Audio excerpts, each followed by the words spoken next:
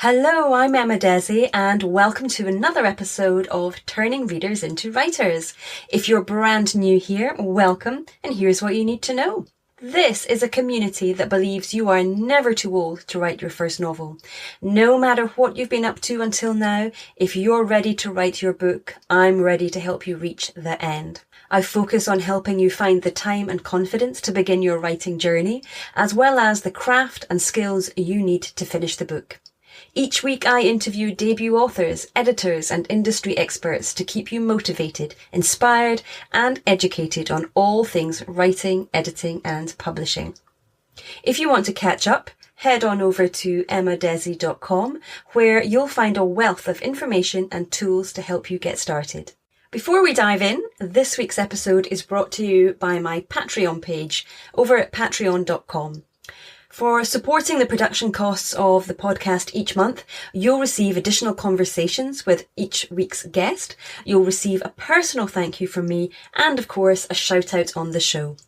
It's an exclusive community of writers who, for only $3 a month, want to support the show and ensure it continues. If you'd like access to additional material and a shout out on the show, go to patreon.com/Emma Desi. So come on over to patreon.com/Emma Desi, where I'll be waiting to welcome you into the family. Okay, let's dive into today's episode.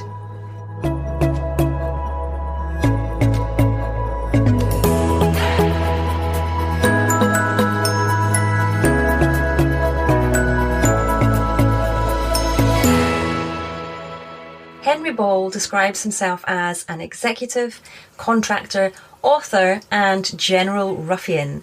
They call him Daddy-O at home. Henry was born and raised in Baton Rouge, Louisiana. He's the product of a broken home and a dysfunctional family.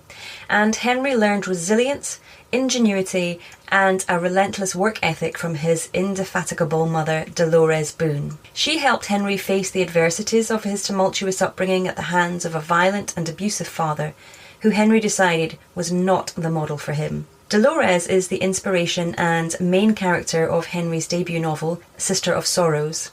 His own journey from that tumultuous and debilitating childhood to personal transformation, faith and success is chronicled in the sequel, Sons of Sorrow. Listen to Henry today and find out how he can inspire you to write your debut novel. Well, Henry, thank you so much for joining me today. I'm really thrilled to have you on the show. Thank you so much. Glad to be here.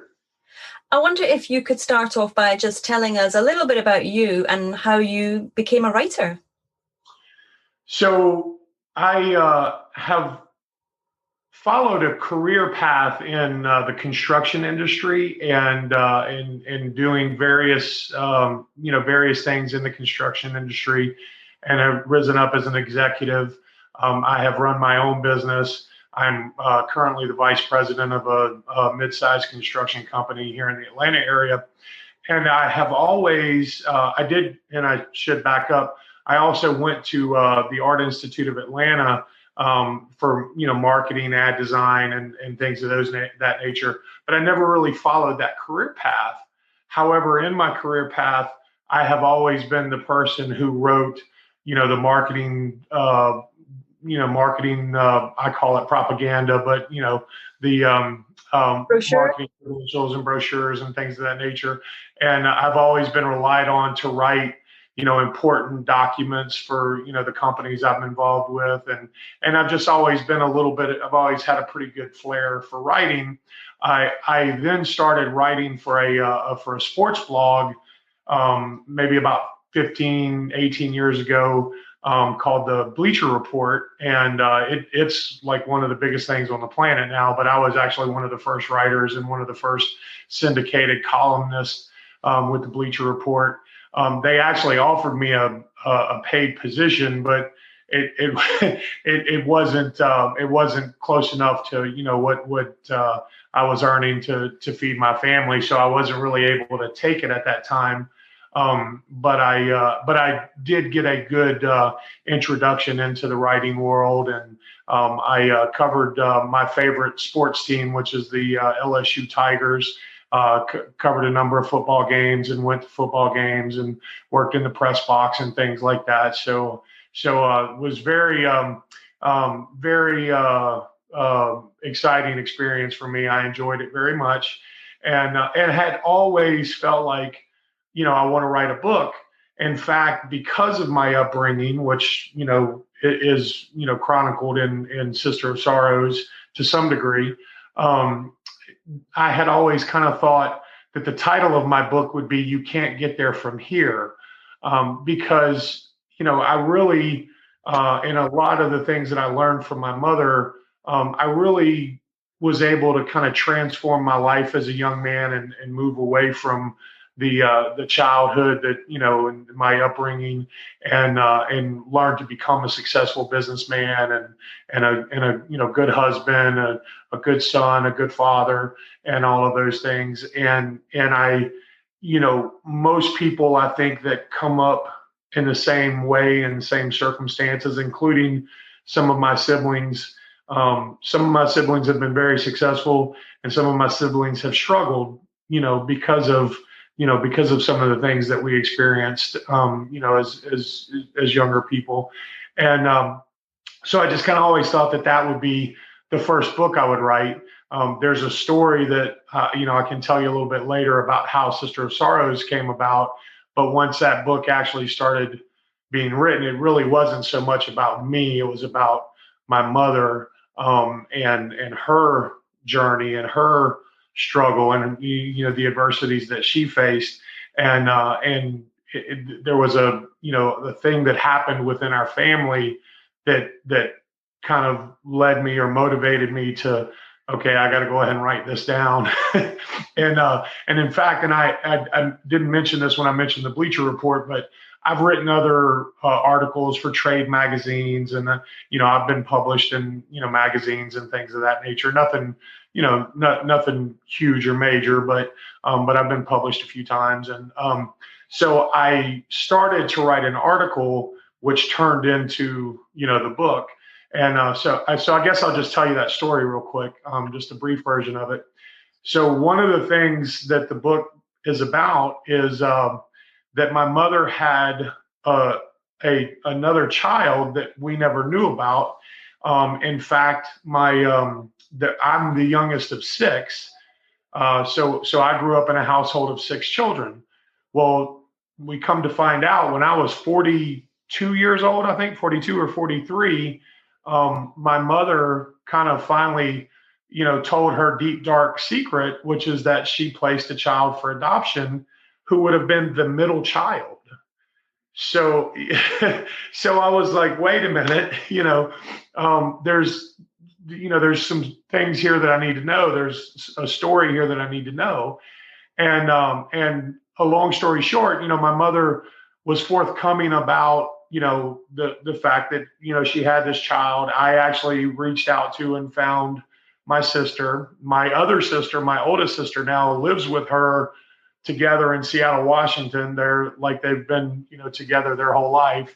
But so she's a part of our family now, and she should have been for much longer, because she reached out to my mother back in like 1992 when I was 22 years old, and they had a relationship for like 18 years, writing cards and letters to each other and talking to each other.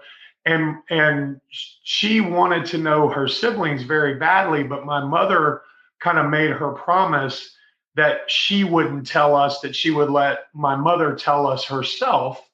And she kept saying, well, I've got to get all my kids together, which was kind of a pipe dream. I mean, we're all over the country, so we weren't really going to be in the same room. And by the way, we're all fully grown.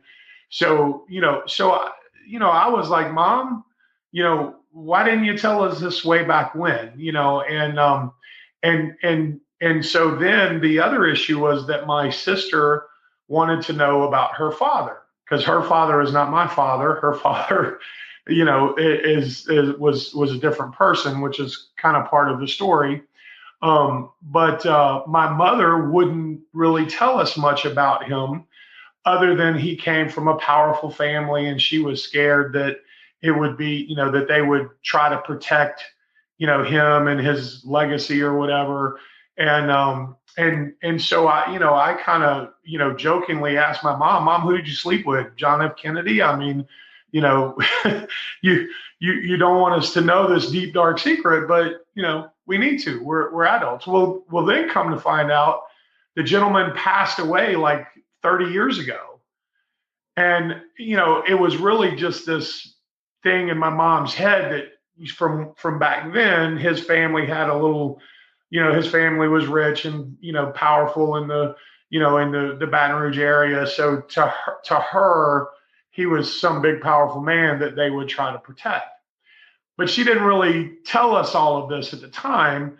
And so I just made contact with my long lost sister, found out that my mother, who's been keeping this secret for, 45 years now, or almost 50 years, is still not willing to open up about certain aspects of it. So, and then the other element is that, with the adoption of my sister, I had been through the adoption process. My wife and I had a 6-year-old that we adopted, but we had been through like some really, harrowing experiences trying to adopt. We had gone through 5 years, 3 matched adoptions that fell through, and, just some real heartbreaking stuff. And I can tell you the story about my son at another time, but, he's kind of our miracle, at the end of that process. And so I was going to write an article about adoption with my sister, my experience, so on and so forth. But I started with my mother's experience all the way back with my first sister. My mother had gotten pregnant in high school. She was 16 when she got pregnant. She was 17 when she had my sister. This was back in 1957 when it was not acceptable. She was going to be the valedictorian of her class, but she literally had to drop out of high school 6 weeks before graduation because of the pregnancy. And so that really shaped, a lot of her life, and a lot of her potential was blunted because of that. And so that's really where Sister of Sorrows starts, but then goes through kind of a, the somewhat remarkable history of our family. And I personally think it's turned into a very, as you would say, lovely book and a lovely story. And so that's kind of where my writing came from. Now, I have also written, not quite ready to publish, the sequel to Sister of Sorrows, which is Sons of Sorrow, which is really my story. It kind of picks up where Sister of Sorrows left off with, me as a teenager, and then kind of, goes through my journey, through my childhood and to adulthood and kind of a coming of age, and then the transformation of my life, and kind of brings us to where we are today. It's an amazing story. I thought for a second you were going to say that it was JFK. Well, so you have to read the book. The person is not. So it's a fictional memoir, right? And so the names of the lay people, my family, most people involved have been changed. I say to protect the innocent, and some were guilty too. But there are some public figures in the book whose names haven't been changed. Like for one, Billy Cannon, who was a very famous football player back in the 50s and 60s, a hero to the state of Louisiana, and a friend of my father's. He, several years after his football career, when he was a successful orthodontist in Baton Rouge, and just an absolute hero to the whole state of Louisiana, became embroiled and was the ringleader of the largest counterfeiting scheme in the history of the country. And my father was an unindicted co-conspirator, if you will, in that counterfeiting scheme. The counterfeiting scheme itself and Mr. Cannon is, public record. But my dad's involvement, my dad was the one person that wasn't indicted and wasn't, prosecuted because nobody really knew much about his involvement other than Mr. Cannon and my father. And so I kind of go into the details of that. But one of the things about Mr. Cannon is, he was, when the counterfeiting scheme happened, Sports Illustrated ran an article and called him a counterfeit hero. And he lost, he had won the Heisman Trophy back in 1958. So they took away the Heisman Trophy. He was removed from the Pro Football Hall of Fame. He was removed, from the College Hall of Fame. So, I mean, this man, was at the absolute pinnacle of, of sports and, heroism and, celebrity. And he fell, to the absolute bottom, went to prison. And then he made the long journey back to respectability. And shortly before my father's death, the ESPN ran a program on Outside the Lines called The Redemption of Billy Cannon. And so it kind of showed how he had, faced the music and paid the price for his mistakes and had really climbed back to respectability. And by the time he passed away, I think a little more than a year ago, or year and a half, something like that, but he had regained his status really as, one of the great heroes of the state of Louisiana. And so, the book kind of goes through that. But there was also a huge impact on our family. This all happened when I was, 10, 11, 12 years old. And these things also took place when we lived in Louisiana through some of the, greatest flooding and storms, in the state's history. And so, part of the book and part of that time in my life was how our entire life really got washed away. Our home was flooded literally up to the ceilings and had to be gutted and rebuilt. And we walked on concrete floors for 2.5 years because that's how long it took to actually rebuild our house after this flood. And we lost everything. I mean, I lost most of my clothes and, I had one pair of shoes for, most of my childhood, and they were 2 sizes too small for me. And so, we kind of lost everything in that sense, but we also lost everything in the sense that my dad really lost himself. I mean, he became a very violent alcoholic and unlike Mr. Cannon, unlike Billy Cannon, he never really climbed back to respectability. He never really made it out. And I hate that. I mean, as his son, I loved my father and I tried to be a good son as I grew up, but he left behind a pretty bad legacy. And the one thing that you'll take from my book, and it's one thing that has really guided me in my life, I've always used my father as an example of what not to be, or an example of who not to be. Mm-hmm. And it's kind of sad that that's the best thing that I can say about my dad, but it's left with me the determination that I will never be like that. And my 6-year-old son will always grow up knowing that he had a father who really loved him and who was there for him no matter what. Mm-hmm. And so sometimes, it's strange how good comes from adversity, mm-hmm. but that's how, good came from that situation. Yeah. So it's fascinating, both stories. I'm really looking forward to reading them. Did you find then that, because you've mentioned that they're sort of fictionalized memoir, creative nonfiction, did you find writing these quite cathartic? Was it a way of kind of therapeutic almost, that you're able to kind of write all this down, get it all out, and let go of it, I suppose?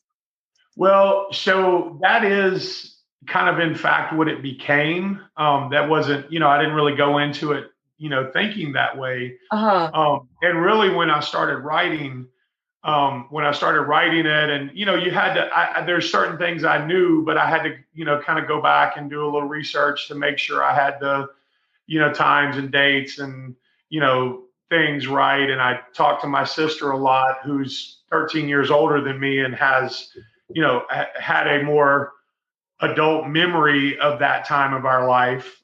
So she was able to help me kind of, put things into, perspective. But it really did do that. It made me remember a lot of stuff that I had long since forgotten and wanted to forget. Mm-hmm. But it helped me to deal with those things in a better way. Mm-hmm. So, they're not just forgotten. They're processed. Mm-hmm. And, yeah. And so, it was definitely a very good exercise for me in that way. What's funny is my sister, my older sister, the one, as I said, that was 13 years older than me, is a bit of a writer herself. And she has more, training and education in that field, though she has worked in, more of the administrative field herself and, executive administration. But she has, some projects that she's worked on over time. And what I didn't realize is that she was kind of trained in editing. And I asked her, my book design company, has a professional editor that's edited, done the final copy edit, but they wanted me to do it myself as well. And said, if you can enlist anyone else, it's better to have, multiple eyes on it. So I sent a copy to my sister, and she is as good as the copy editor. And I was like, wow, I didn't know you were that good. And she's helped me with some stylistic things, but I had a conversation with her yesterday, and she said, I can't tell you how joyful but hard has been reading this book. And she said she was crying. She was, reading it and crying. And my other sister asked her, like, why are you crying? And she said, because I know these people, because this is me, and these are, this is us. And my other sister Lori said, well, you can't read the book anymore. And she goes, well, I have to. I've got to finish it. I've got to finish the edit. And so she said it was good and productive for her as well. Yeah. So but it's interesting because that's quite often why we read fiction. Is sometimes we want to read about a life that's completely different to ours, but somewhere in there we want to read something that reflects our life back to us, or reflects a life that we perhaps wish that we had, or personality traits that we wish we had.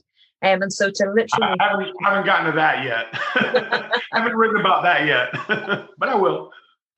But yeah, so now she's kind of literally seeing it. It's no wonder it's impacting her so much. So you mentioned there the company, the editing company you used. So for those who are listening and might be getting towards the end of writing their final draft, so they've done as much as they can by themselves, what would be, or what's been your experience, and what would you suggest others try to get them from that finished draft right through to a published manuscript? So 2 things that I did. I have my newfound sister Lori had a good friend of hers, Elsie Olison, who has unfortunately passed away. But she recommended that I contact Elsie and, discuss the book with her, and that she might be able to help me with, developmental editing and things of that nature. And she really served as more of a book coach to me. And I think that was part of her background. And she introduced me to both Lisa Tenner and Stuart Horwitz. And Stuart Horwitz actually wound up doing the developmental edit. And I would say that, first of all, that this is a compliment to his talents and him as an individual. But he really helped me shape the book into, not just a, fictional memoir, but a really good story. And he really helped me to kind of develop that story and to understand how to, follow the process. He's written several books, including, several best-selling books on how to write best-selling books. So he knows what he's talking about. But then he recommended for the book design company, 1106 Design, Michelle DeFilippo, and they have been, just phenomenal. And they took we talked about the cover earlier.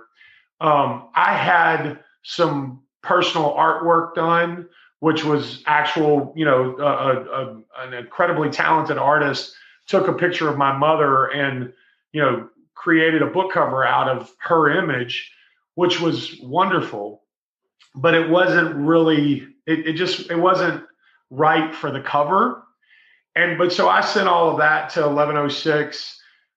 They read the book. They talked to me about what I wanted to accomplish, and they went through their process with all their questioning, and then they came back with several concepts, including the one and it was a hard decision because there were two concepts that were just knocked it out of the park, perfect. But one, which is the current cover, which is the lady in the silhouette with the swamp scene inside the silhouette, just has a very intriguing look and just perfect for the book cover. And I think so. They really, to me, they just really hit a home run. And everything that I have done with them, including the book trailer that's going to be coming out really soon, I was a little nervous about that because the original script that was sent to me, I thought, well, it's nice, but I don't know, I don't know how captivating it would be, how it's going to, really attract people. And then just a couple of days ago, the producer, we did a Zoom call, and he played the draft of the trailer for me, and I'm like, oh wow, it's like a Hollywood production. It's awesome, and I can't wait. I can't wait for it to get out there. So I can't speak highly enough for Stuart Horwitz and Michelle DeFilippo and her team at 1106. They've really helped me take my writing and take the book and make it a very professionally done production that hopefully will be be but I will be very proud of it regardless of how well it does. Yay. So. Well, I'll try and I'll link to these guys in the show notes so anyone else can go and have a look at them. I just want to take you back to the editing process. Mm-hmm. It was a developmental structural edit that they did. Is that right? That was the first edit with Stuart Horwitz, correct. And I wonder if you could just share with us maybe one or two things that you, in particular, that you took away from that, or when a sort of penny dropped and you thought, okay, I see how that's done. Well, I think he basically took my draft and we talked through things, and he sent me different questionnaires, and how did this occur? What do you think about this? And so we kind of went through this process of him really just, I think, internalizing the story. And then he showed me, and then he took the first couple of chapters and he did his developmental edit to it. And then we talked that through, and he showed me how to really develop characters and how to, I feel like I do a pretty good job with describing scenes and placing people to where they can kind of see what's happening, with their own eyes. And I try to do the same thing with character development, so that people can, imagine that person, what that person looks like, and what, what kind of character that person has and what kind of character that person is. And Stuart really helped me take that to the next level. I mean, he is really, to me, very talented in getting to the core. Like he taught, I hate to say this, and I hope I don't mess up the word, but I've always had a fairly good and fairly large vocabulary. But in describing my mother, my mother was a tireless worker. She worked, night and day to support her children, because she really didn't have support from her, her two husbands, two at separate times, two husbands. And really she was on her own to, feed and clothe and house, 6 kids.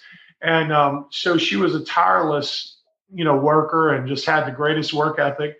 And so his description of her, person, my mother, so he kind of taught me a new word, and it just perfectly fits, because my mother was tireless. My mother was, a very hard worker, and she taught me a strong work ethic, really by example. I mean, she, preached, to work hard and, do things the right way, and to always be honest and courteous, but never get outworked.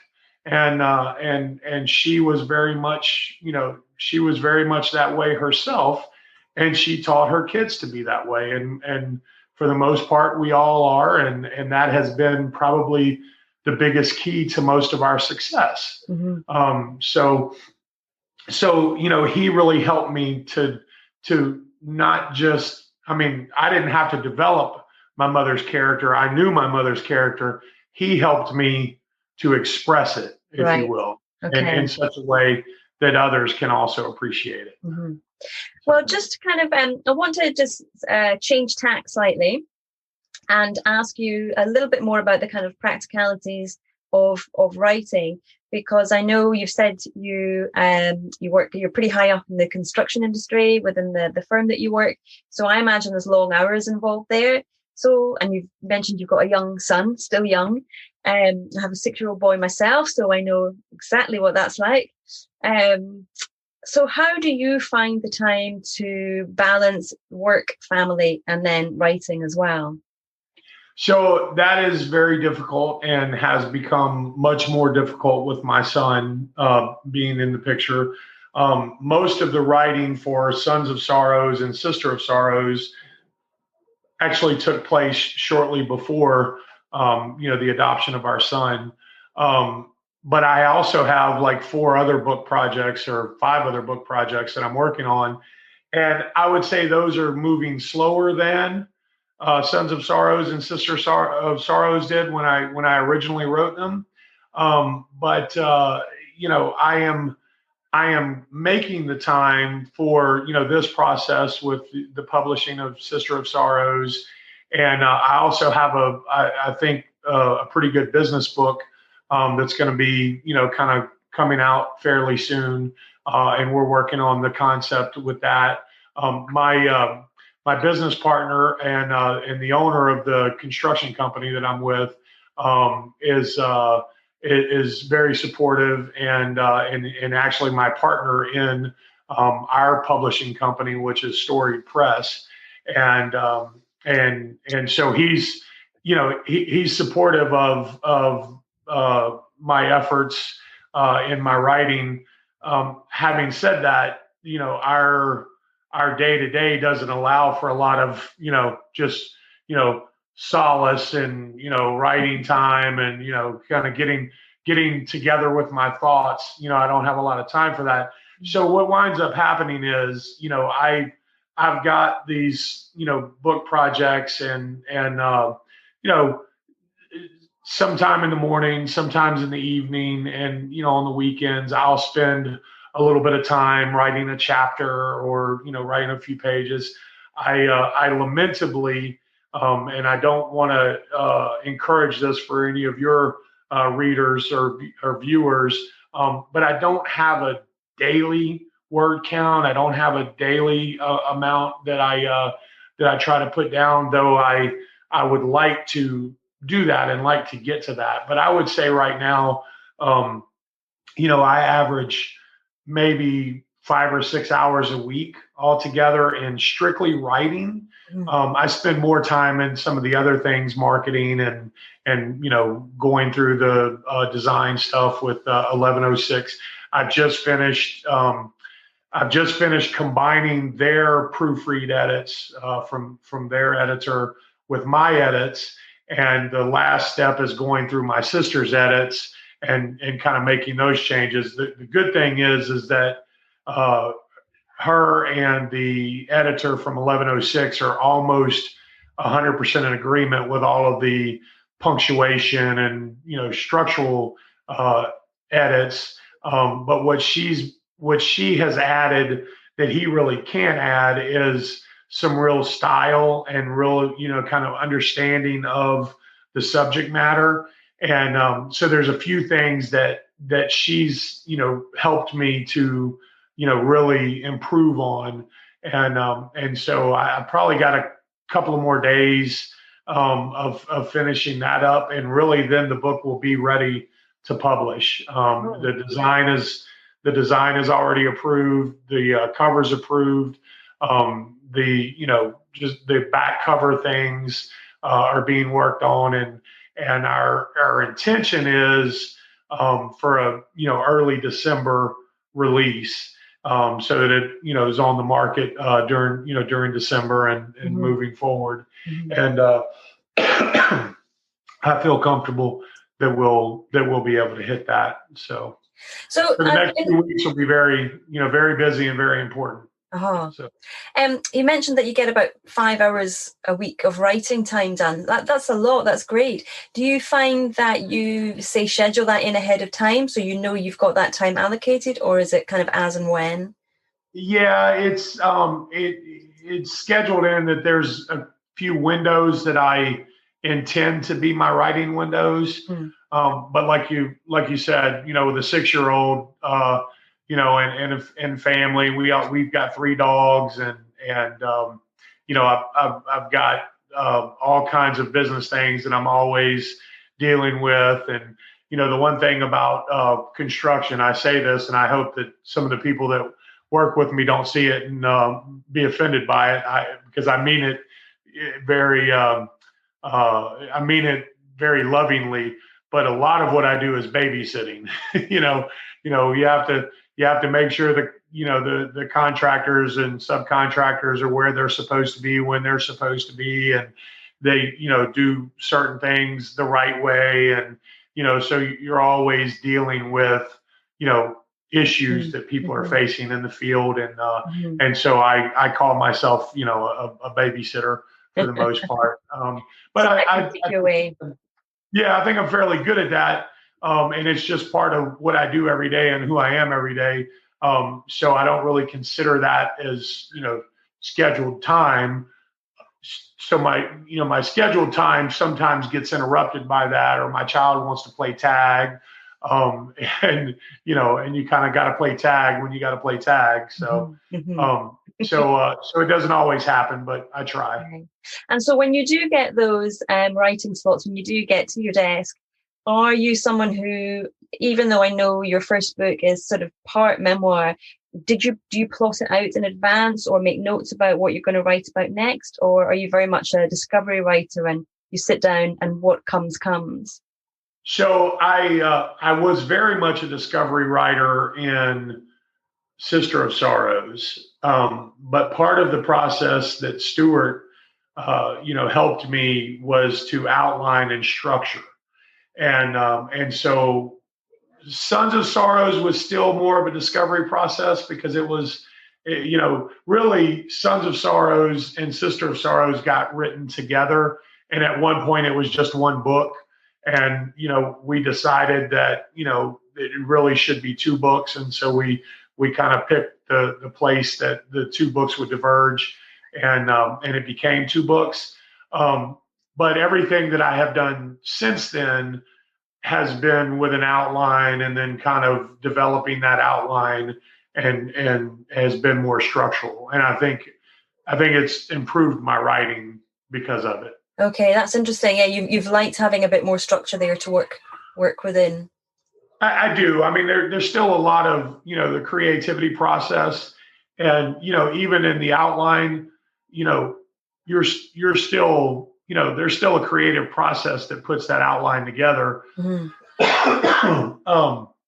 And so, there's always an amount of discovery writing involved, but the more structural part of it allows me to develop the characters better and to develop the scenes better, and to, I think, really kind of, create a universe, that you're working within, and develop that universe. Mm-hmm. And so I feel like that has, been a big improvement. I feel like Sister of Sorrows happened the way it happened because that's what had to happen. Yes. And it, and I think it probably benefited from just being discovery writing. Mm-hmm. Right. There was never really an outline for it, but the outline for it was really my life, right? The outline was my experience, and kind of putting those into a storied format. And so, the outline was really there already for that. But what I've done since then, I feel like, has improved my writing. Mm-hmm. It's funny. Yeah, I'm a discovery writer, and I keep trying to move more towards plotting and planning. I struggle with it, but I kind of I'm keeping on with it because I've been told, it can speed up the process. So I'm kind of all for that. Now, I am just conscious of time. So I wanted to ask you just a couple more things, one of which is, in terms of the craft of writing, is there anyone in particular that you turn to, or any books that you've read, or any courses you've done, or anything like that you found beneficial and or worth our listeners checking out? So two things. One thing about my mother is my mother was an insatiable and avid reader. She had she literally had a library that was just a wall of novels, and she had read every one of them at least twice. And I kind of got this from her. She'd start reading a book, and she wouldn't sleep or do anything else until she finished that book.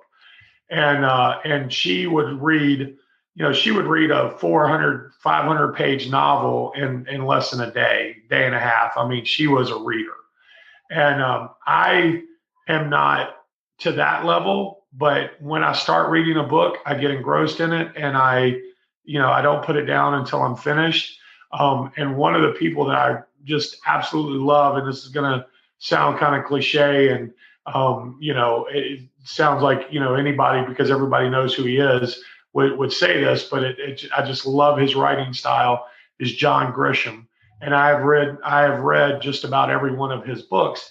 And I love that. I love that suspense and kind of real life legalese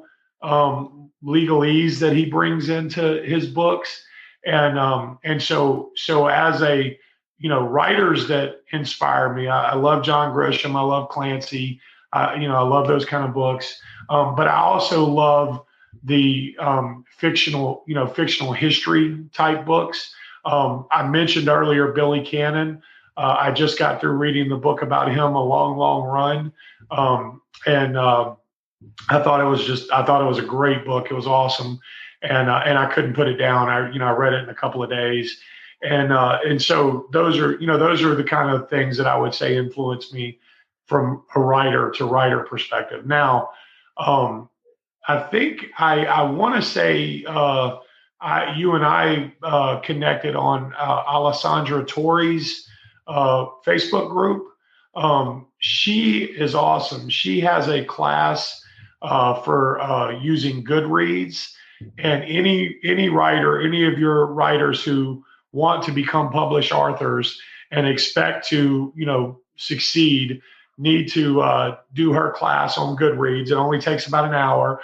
There's other materials that you can then access, but it's a very very good hour, and really helps you to appreciate how to use Goodreads to promote yourself and to kind of move forward. So that's been great.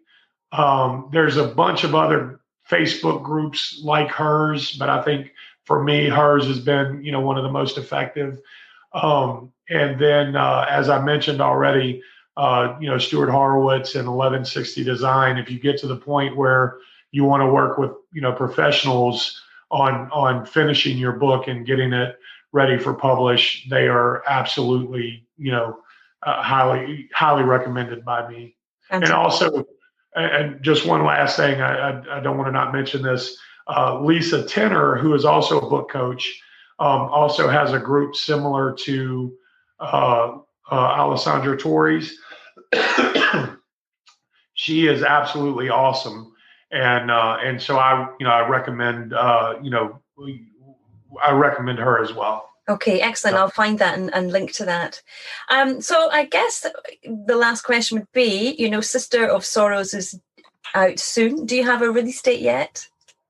I'm sorry? Do you have a release date yet for Sister of Sorrows? No, we will probably finalize the release date in the next week to 10 days. I'm shooting for the first week of December. And where can listeners connect with you on social media if they want to stay in touch? So Facebook, it's just my name, Henry Ball, on Facebook, and then also you could go to www.sisterofsorrows.com. Lovely, fantastic. Well, Henry, it's been a delight talking to you today. Thank you so much for your time. Thank you. I appreciate it very much. Well, I hope you got a lot out of that conversation with Henry. I know I certainly did. One of my biggest takeaways from him was when you have a passion for something, you will find the time to do it. So although he has a busy job and many other interests outside of work, he still found the time to write the book, do the research, get it edited, find a great editor who really helped him to shape the story of the book, find a great production company who helped him with the design of the book and the book cover, and then of course putting together a book trailer, which you'll see if you go to the blog post associated with this interview. One of the other things I took away from my conversation with Henry was how often a great story is right there in front of us. So his own upbringing, the story of his mum, was the basis of his novel Sister of Sorrows, and indeed the sequel that he's currently writing, Son of Sorrows. So sometimes, life is stranger than fiction, and perhaps your story, your next story, is right there in front of you. You just have to take a little look around to see the magic. Well, that's it for today. I hope you enjoyed the show. If you have enjoyed the show, please don't forget to leave a review wherever it is that you listen to your podcasts. Reviews, as you know, help other people to find the show and help it to grow. All right, take care for now, and I'll see you soon.